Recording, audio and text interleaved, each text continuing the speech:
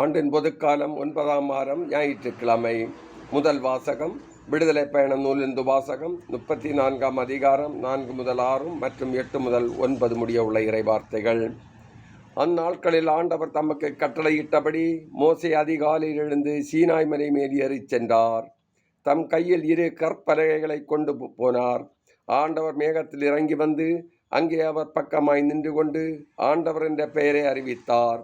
அப்போது ஆண்டவர் அவர் முன்னிலையில் கடந்து செல்கையில், ஆண்டவர் ஆண்டவர், இரக்கமும் பரிவும் உள்ள இறைவன், சினம் கொள்ள தயங்குபவர், பேரன்பு மிக்கவர், நம்பிக்கைக்குரியவர் என அறிவித்தார். உடனே மோசே விரைந்து தரை மட்டும் தாழ்ந்து வணங்கி, என் தலைவரே, நான் உண்மையிலேயே உம் பார்வையில் தயவு பெற்றவன் என்றால் இவர்கள் வணங்கா காலத்துள்ள மக்கள் எனினும், என் தலைவரே, நீர் எங்களோடு வந்தருளும், எங்கள் கொடுமையையும் எங்கள் பாவத்தையும் மன்னித்து எங்களை உரிமை சொத்தாக்கிக் கொள்ளும் என்றார். இது ஆண்டவர் வழங்கும் அருள்வாக்கு. இறைவா, உமக்கு நன்றி.